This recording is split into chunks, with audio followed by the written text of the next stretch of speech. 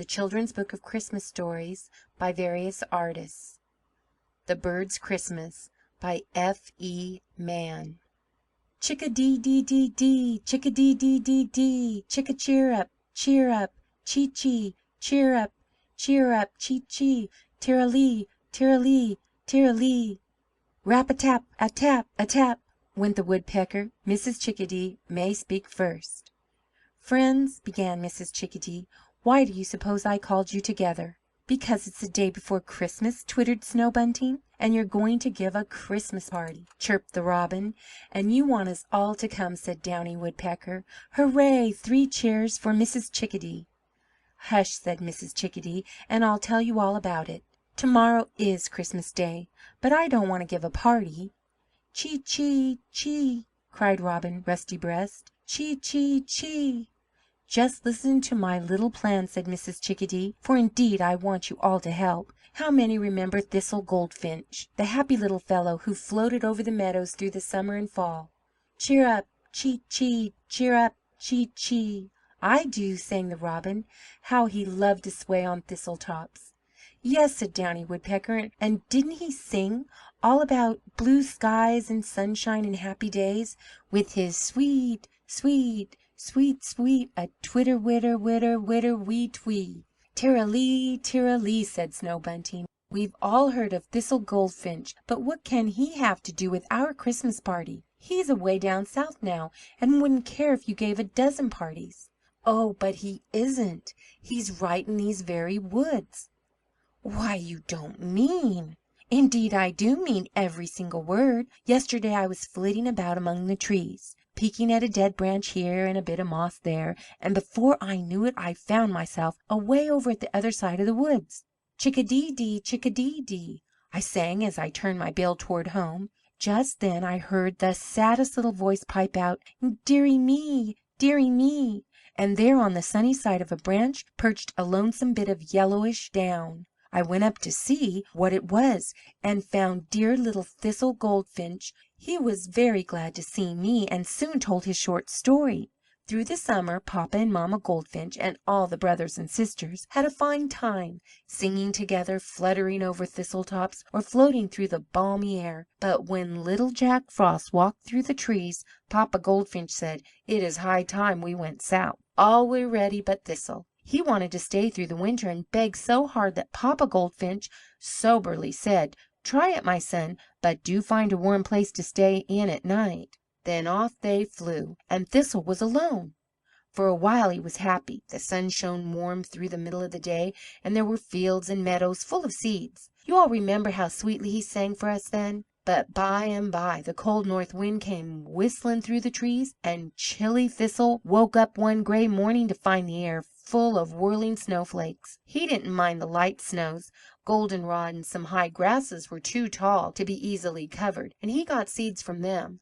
But now that the heavy snows have come, the poor little fellow is almost starved, and if he doesn't have a warm place to sleep in these cold nights, he'll surely die." Mrs. Chickadee paused a minute. The birds were so still she could hear the pine trees whisper. Then she went on. "I comforted the poor little fellow as best I could, and showed him where to find a few seeds. Then I flew home, for it was bedtime. I tucked my head under my wing to keep it warm, and thought and thought and thought. And here's my plan. We Chickadees have a nice warm home here in the spruce trees, with their thick, heavy boughs to shut out the snow and cold. There's plenty of room, so Thistle could sleep here all winter. We would let him perch on a branch, when we Chickadees would nestle around him until he was as warm as in the lovely summer time. These cones are so full of seeds that we could spare him a good many, and I think that you Robins might let him come over to your pines some day and share your seeds. Downy Woodpecker must keep his eyes open as he hammers the trees, and if he spies a supply of seeds, he will let us know at once. Snow Bunting is only a visitor, so I don't expect him to help, but I wanted him to hear my plan with the rest of you.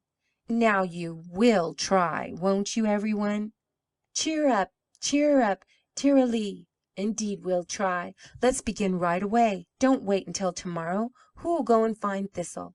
"I will," chirped Robin Rusty-breast, and off he flew to the place which Mrs. Chickadee had told of, at the other side of the wood. There, sure enough, he found Thistle Goldfinch sighing, "Dearie me, dearie me, the winter's so cold and I'm here all alone." "Cheer up, chee chee," piped the Robin. Cheer up, I'm here. I'm here and I mean to stay. What if the winter is drear? Cheer up anyway." "But the snow is so deep," said Thistle, and the Robin replied, "Soon the snow'll be over and gone, run and rippled away. What's the use of looking forlorn? Cheer up, I say." Then he told Thistle all their plans, and wasn't Thistle surprised! Why, he just couldn't believe a word of it till they reached Mrs. Chickadee's, and she said it was all true. They fed him and warmed him, then settled themselves for a good night's rest.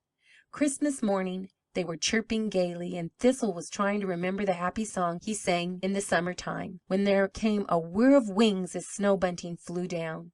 "Ter-ra-lee, ter-ra-lee, ter-ra-lee," said he, "can you fly a little way?"